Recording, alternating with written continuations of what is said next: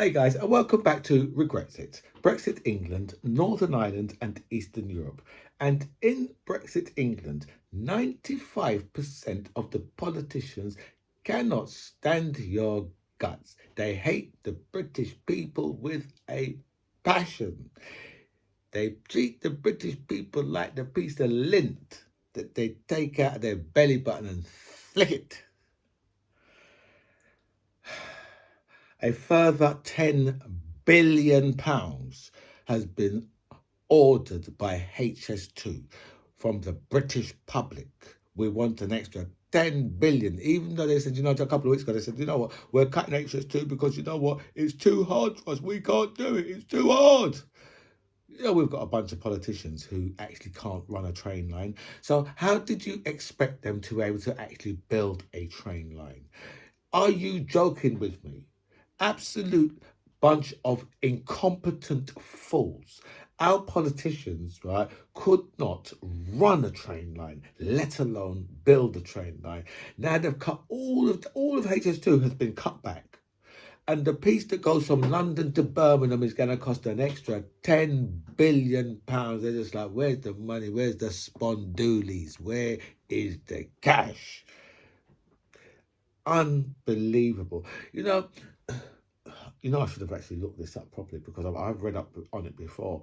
But the bullet train, one of the finest trains in the world, other than the Orient Express, and probably like the Queen's, the King's train. That's probably that's probably a train and a half too. And then you've got the Scottish one as well. And I can't remember what it's called now though. Right, but the bullet train, I'm sure built in sometime in the 60s, right? And obviously, the currency is a lot different, but I'm quite sure even in today's money, right, ours probably cost 4 or 5 times what the bullet train has actually cost. And look at that fantastic engineering they've had from since like the 1960s, and we can't put these modern politicians cannot build a train line, right, in a country. Well, it's not as if to say, we've got loads of mountains and that they've got to get past. I mean, it's, they had the route. They built and they bought and demolished the houses. They demolished towns and cities and whatever to get this thing to, and then they just scrapped it.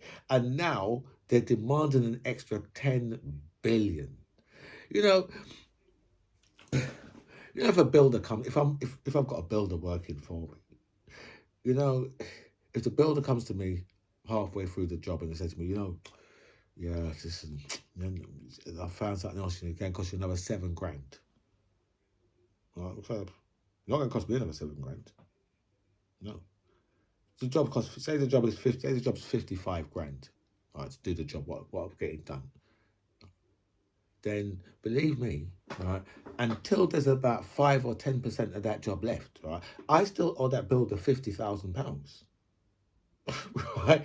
Because you know what, yeah, until, right, I know, right, that I owe you a lot more money than's left to do on that job.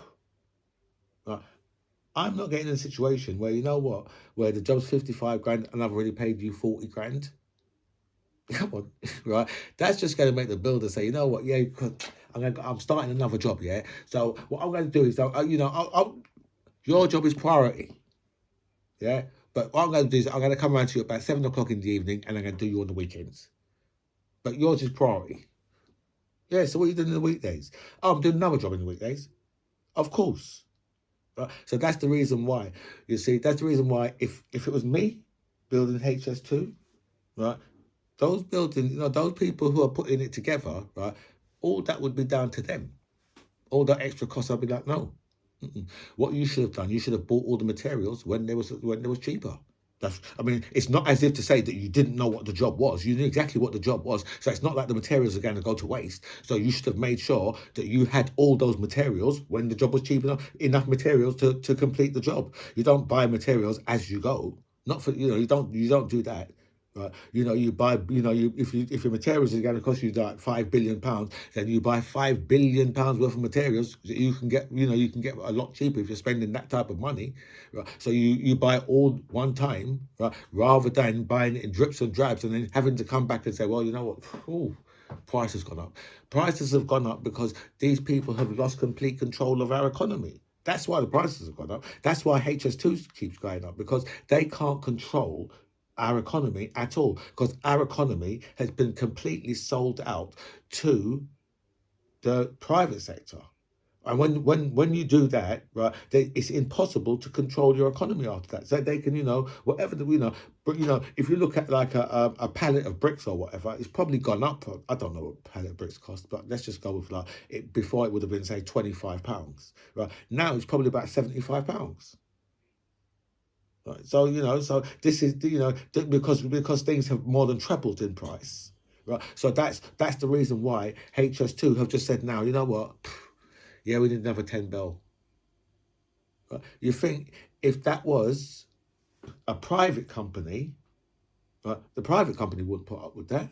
In the same way, yeah, the private company wouldn't put up with an IT system, right, that doesn't work.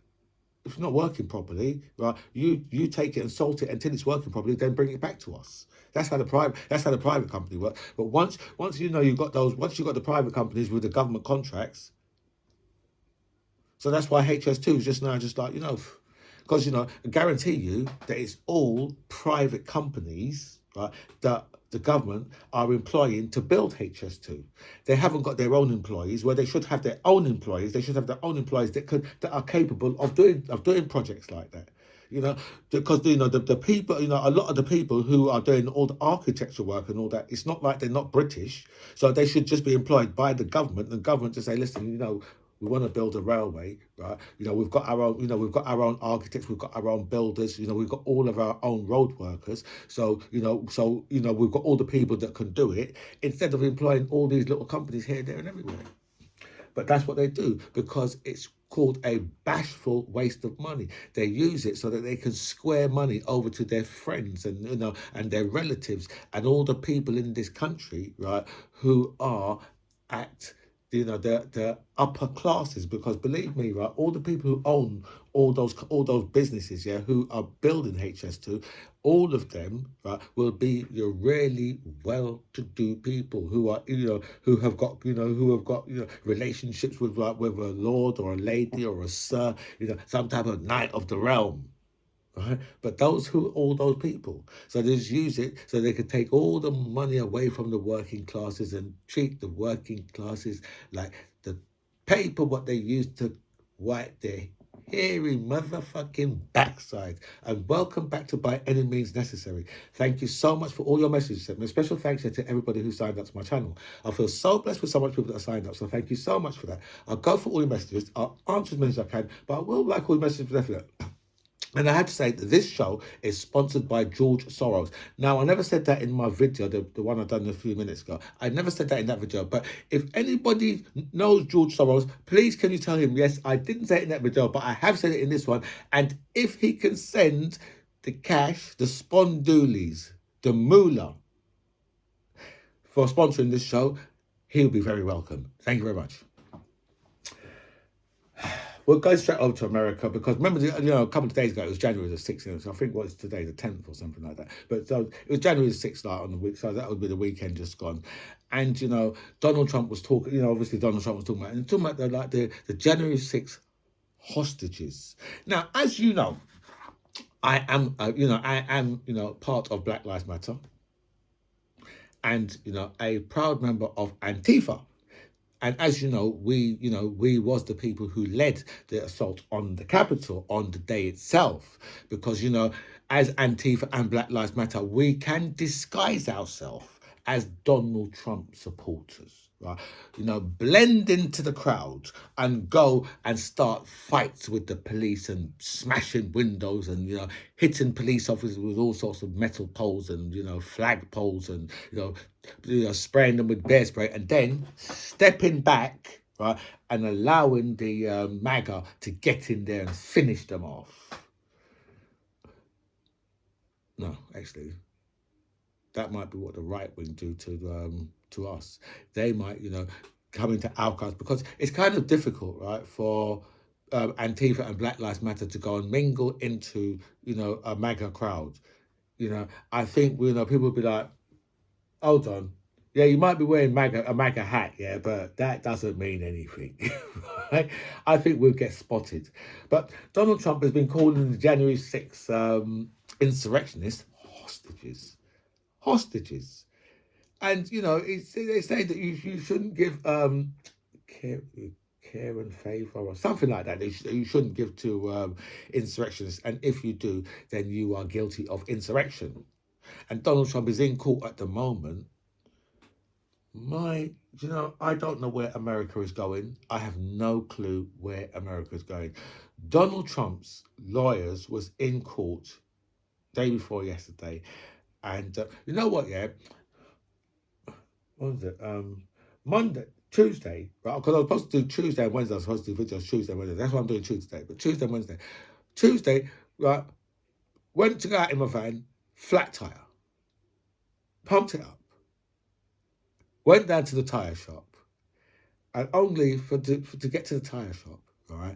And for them to round the bolt off on the van. Round the bolt off. Then I had to go and buy a angle grinder and grind the bolt off.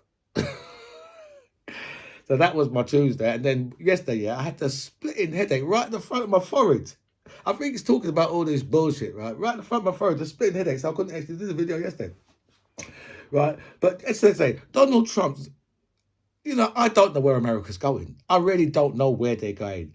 Donald Trump's lawyer, right, was in court yesterday, right? And Donald Trump is trying to argue that has a president got 100% immunity from prosecution? And we're talking about like 100%. No, not immunity from prosecution, right? Where you say, listen, well, he's immune from prosecution, but you can't go and shoot someone on Fifth Avenue and expect to get away with it. No, Donald Trump does. Donald Trump had his lawyer, and these guys, right? It's impossible for them to actually believe what they're saying because they're ex-prosecutors. One of them used to work for Judge Ludick, a man you never want to be sentenced by because you'll be there until next week, right? But one of them used to work for Judge Ludick, right? And it's impossible. So it's impossible that they believe what they're actually arguing to this court, because one of the judges said, well, what happens if the president was to sell nuclear secrets? Can he be prosecuted? Well, as long as he gets prosecuted in the Senate and in the Congress. I didn't ask that. It's a yes or no answer. Can he be? Well, how about if the president sends Navy SEAL Team 6 to kill his political rival? Can he be prosecuted? Well, if it's taken through the Senate, and the judge was like, I really didn't ask that. It's a yes or no. Can he be prosecuted if, right? And the judge had to say, well, the answer is no. Then that's what your answer is, no, because there's no quality. Because this guy's trying to give a qualified answer to say, well, even if he does that, then he's got to go to the Senate, and he's got to go through the Congress to be convicted there, and then he can be convicted criminally. Listen, I would have liked to have been in the court, because I think I would have been in there. People would have been like, because I had to keep closing my mouth, because I'd have been catching flies, because I couldn't believe what I was hearing. This was some of the most ridiculous, because this means, right, that if you have an argument with Donald Trump on Twitter, Donald Trump can send Navy SEAL Team 6 to murder you. And he believes that he could do that, right? And he can't be prosecuted. He believes he's got ultimate immunity, right? As if to say that he's King Charles, because King Charles he can't be prosecuted for a crime, just like the Queen couldn't be prosecuted for a crime. But I was just about to say, right, that, well, I can't see King Charles, sending SAS into murder, but then there is talk that Diana was murdered by the SAS, but obviously not by Prince Charles, because Prince Charles is a big old vagina, right? But now his dad, Prince Philip, who is a real soldier. When I say a real soldier, I don't mean like, like play soldier like Andrew or William. I mean, he's a real soldier, like Harry, who enjoyed killing brown people. Right? So, so Philip, right, is alleged to have had Diana taken out. Right? So these things, right, are not, obviously, it's never really been put as, as a charge or anything like that. Do you know what I mean? So it's not as if to say he done it and he's just said, yeah, listen, I done it. That's right, I done it. And what are you going to do about it? Right? Because, Philip didn't enjoy the immunity of prosecution. Right? But that's not to say that he, because people, guys from the SAS, yeah, will be very loyal to Philip, because Philip, as I said, he was a real soldier. So guys from the SS and that were going to, because he's a sailor, so he would have carried he would have carried the SAS and people like that anyway. So guys, so they would be very, very loyal to him. And I mean, it would never really come out, but that's what it's said to have done. So so just thinking about something like that, yeah. If Donald Trump had an argument with you on Twitter, or even these judges, because I think that these Supreme Court judges are going to look and think, hold on a minute, this is like, this man, because he's not only a threat to their enemies, he's also a threat to them. Because one thing dictators don't really like, they don't really like the courts as such, right? They don't like the courts as such. Now, these guys have got a choice, because there's certain things where if they go against Donald Trump, right, but they still allow him on the ballot to be the president, he's not going to take very kindly, right, if he does become the president again. So there might be a lot of self-interest with these guys, to say, well, something, yeah, we've really got to get rid of this guy, because, it really is in the Supreme Court's interest to get rid of Donald Trump. It's not in their interest to allow Donald Trump to be on the ballot, because they could be something that he's just like, you know what, yeah, I didn't like and anything that, if he thinks that he's got ultimate immunity, right, then they can't stand in his way if he does anything. So if he was to say, well, you know what, I'm going to take, Judge Kavanaugh didn't vote in the way I wanted him to vote, so I'm going to send the Navy SEAL Team 6 in to kill him. And then it's like, well, I'm immune from prosecution, aren't I? You can't prosecute me. So, he can become the dictator that always wants to be there. And that means that, if he wanted to, he can shoot, off family members in that, from a cannon on a rocket, right? Or on a rocket, or, he can kill family members with a dog. Or even when one of them is walking past Congress, he can have them shot. As if they're outside that's as if they're in Red Square. So he'll be able to do all that if this court finds that Donald Trump is completely immune, a president, sorry, is completely immune from prosecution. The one question they should have said, so if President Biden now was to send Navy SEAL Team 6 and murder Donald Trump, is he immune from prosecution? Because I have this feeling, right, that at that point they would have had to say, actually, no. But I mean, this trial is really giving Donald Trump some ideas. Really giving them some ideas. And Donald Trump believes, I can't believe I'm about to say this one. Donald Trump believes that if you drop a magnet in water, it demagnetizes. Now, obviously, no one has ever bought Donald Trump, one of those like little plastic fish sets that children have, with plastic fish that, that have a little magnet on them. Put the fish in a glass or in some water in the sink or in the bath, and then they fish them out with the fishing rod, a little magnet on it. How stupid! Do you know?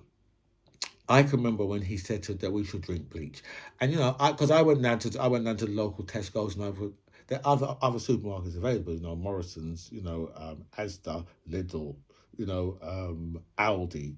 Marks and Spencer's, Waitrose. There's loads of others available. But I took myself down to the local Tesco and I bought myself a nice big big. You know that the one with the handle, Domestos, the blue one, right? And it's got that. I took that little thing off because I wanted to get a good gulp of it. And as I raised it to my head, I was like, "Oh!" I looked on there. I thought, "Oh, this says that if you ingest its product, it's likely to kill you." But that's what it is. Drink bleach, right? And magnets demagnetize in water. And this is the man. I don't understand how these people do not hear this, because I mean, it's not as if to say, he said this in front of a crowd of people at one of his like dingaling rallies, that if you drop a magnet in water, it demagnetizes. I mean, where did that even come from? I mean, is he getting magnets and electric mixed up? Yeah, I'm sure even Velcro works in water. So, I don't know where this man gets this from. So if it's not drinking bleach, right, it's the magnet. And look, we're going to stay in America with another story, because a 10-year-old has shot another 10-year-old after losing a bike race. Because what do you do if you've got a gun in America, or if you know where your dad has got a stolen gun? Because they've let this child go and arrested his dad. Because his dad, you know, let him have access to a stolen gun, which he didn't hide properly, that the child couldn't get hold of it and go and murder his 10-year-old friend who had just beaten him in a bike race. And I'm quite sure that the NRA would say that this is not the time to talk about gun violence. But this is, it's not even a time for reflection as far as they're concerned. But another story I heard about in America over Christmas, right? 14 and 15-year-old went out with their mum shopping. The 14-year-old was jealous that the 15-year-old was getting more presents in his eyes, so they've gone back. So they went back to the nan's house. And when they've gone there, the 14-year-old has pulled out his gun, because obviously when you're in America, when you have, you're 14 years old, of course you've got a gun. So he's pulled out his gun and he's held it to his 15-year-old brother's head, and I'll blow your head off. That's it. Uncle's come out, taken the 14-year-old outside, right, to separate them, right? And I think their sister is walking up the pathway, right? And now she's arguing with her 14-year-old brother. She's got her baby in her hand, right? Who's, I think, 8 months old or something like that. With that, the 14-year-old's taken, like, somehow his uncle must have left him with the gun, because he's shot his sister dead, right, with her baby in her hand, right?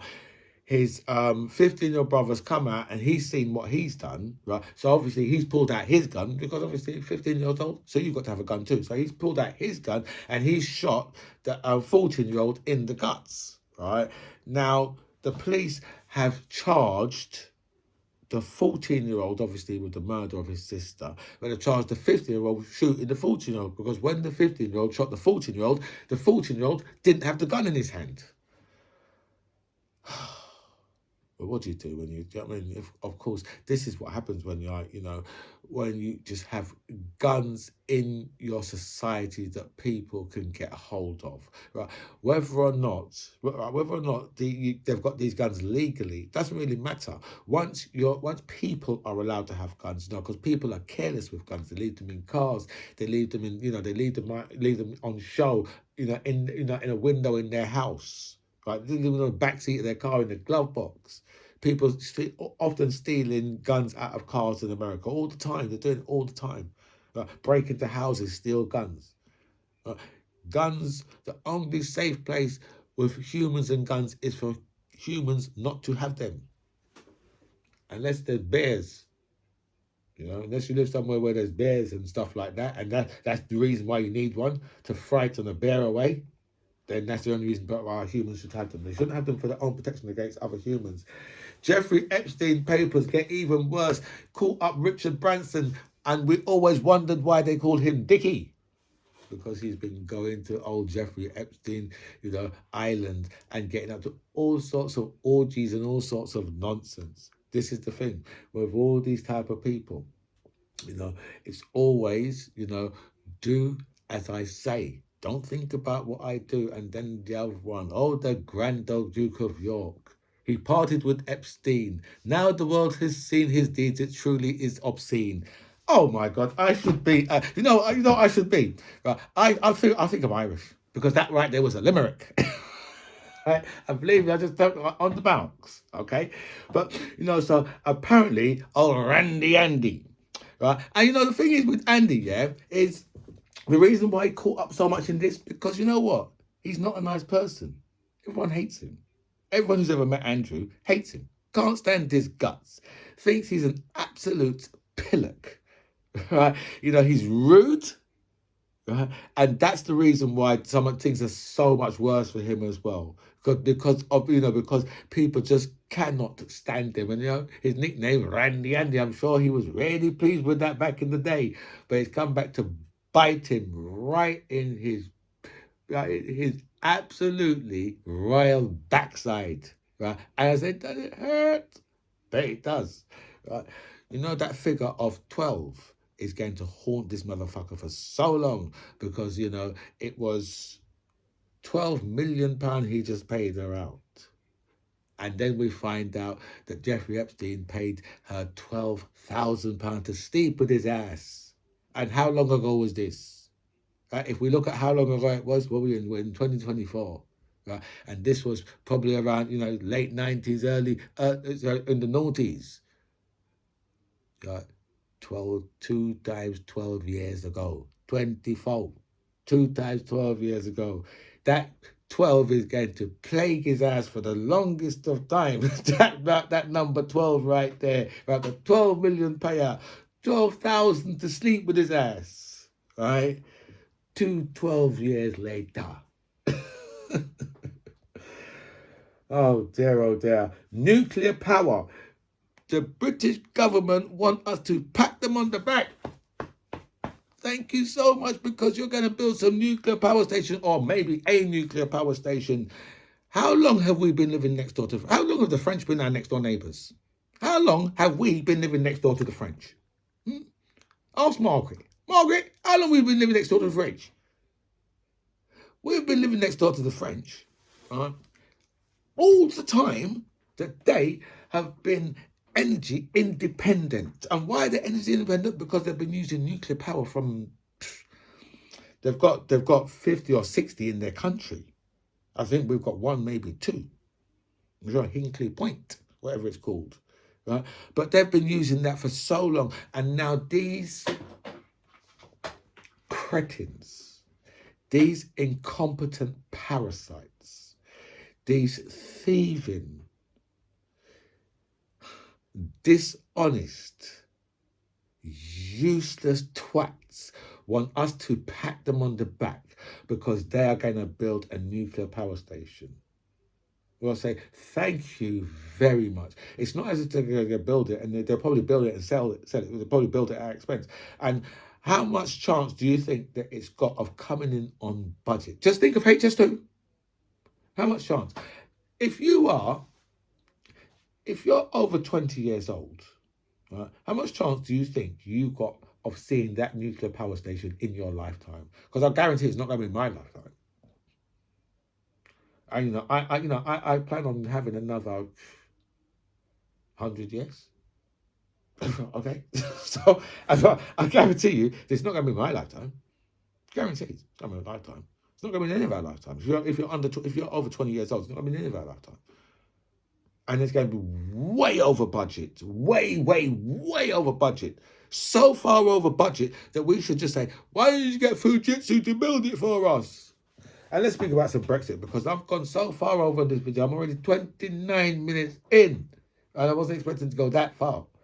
But this is, I haven't done a video for a couple of days, so, I had to make up. The government have been accused of letting the farmers down by not giving them the £237 million that they promised them after Brexit. That might be the shortfall because it probably come to more than that with the amount of farms there are. But that's the money that they haven't given them. Because they said, you know what, don't worry, vote for Brexit and we will definitely definitely, right, give you the grants that the EU used to give you. And what the farmers didn't realise is under the table, the government was just doing this. That's what they didn't realise. And if they'd realised that, they're too stupid not to have realised that, because what the farmers are is they're dirty fingernailed working classes who believe, right, that they're part of the gentry because they own some land. So they think that once upon a time, yeah, they was part of the gentry because they was the only people who was allowed to vote, landowners, right? But they've still stuck with that and voted for the Tories all these years. And look what the Tories have gone and done. Like what the cow does get. Anyway, guys, look, I'm wrapping this up right now, my friends. This is By Any Means Necessary. I'm James C. John Ribbs. It was really nice to speak to you guys. Comments below.